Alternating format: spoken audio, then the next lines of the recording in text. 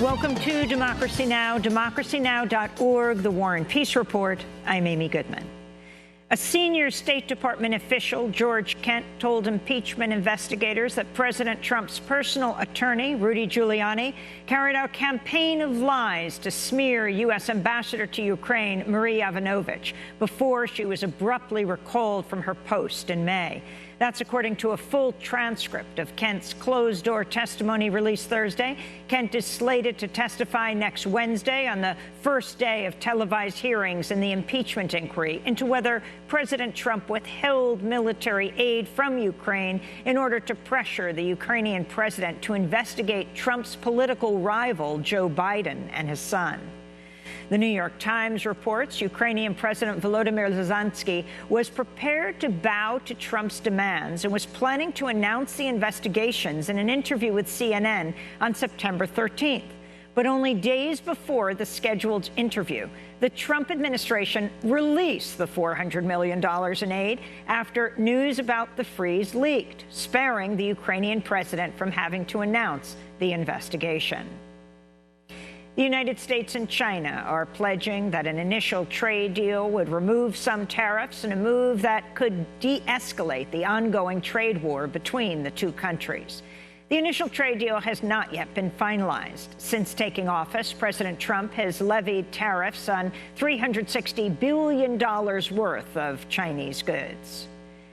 A midnight self-massacre. That was the plan hatched by some senior Trump administration officials who considered resigning en masse last year to sound the alarm about Trump's conduct. They ultimately rejected the idea over concerns it would further destabilize the government.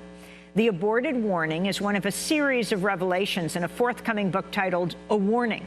Its author is an anonymous senior official within the Trump administration who published an anonymous op-ed in the New York Times last year headlined, "I am part of the resistance inside the Trump administration." In the book, the author describes senior officials waking up and trying to respond to Trump's overnight Twitter announcements, writing, quote, "It's like showing up at the nursing home at daybreak to find your elderly uncle running pantsless across the courtyard and cursing loudly about the cafeteria food as worried attendants tried to catch him. You're stunned, amused, and embarrassed all at the same time. Only your uncle probably wouldn't do it every single day. His words aren't broadcast to the public, and he doesn't have to lead the U.S. government once he puts his pants on," unquote. The author also claims Trump once asked White House lawyers to write a bill to send to Congress aimed at reducing the number of federal judges after various judges had thwarted Trump's policies. Trump reportedly said, quote, "Can we just get rid of the judges? Let's get rid of the expletive judges. There shouldn't be any at all, really," he said. This according to the forthcoming book, A Warning.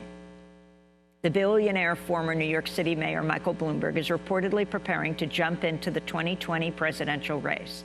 The New York Times reports Bloomberg has sent staffers to Alabama to gather signatures in order to qualify him for the primary. His possible 2020 bid comes as he's reportedly skeptical that former Vice President Joe Biden can beat out his progressive challengers, Massachusetts Senator Elizabeth Warren and Vermont Senator Bernie Sanders, in the Democratic primary.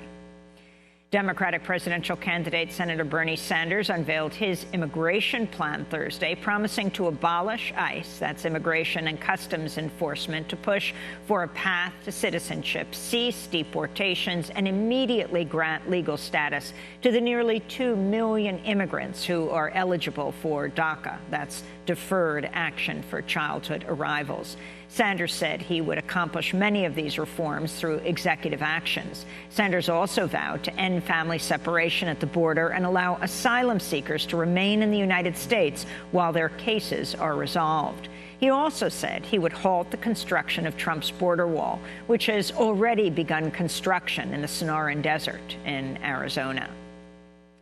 Undocumented students across the United States are walking out of school today in solidarity with immigrants who have deferred action for childhood arrivals, an Obama-era program that grants work permits and deportation relief to nearly 1 million undocumented people who were brought to the country as children.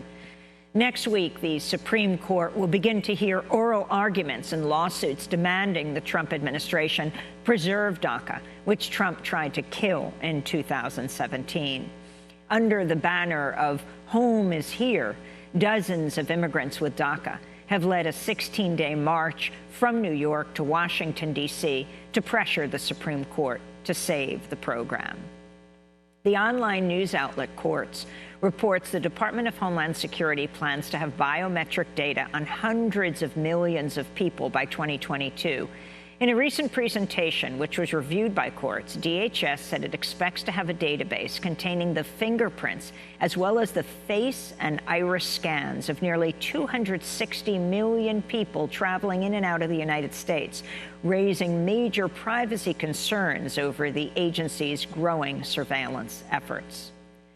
In Iraq, security forces are continuing their bloody crackdown against the massive anti-government protests sweeping the country.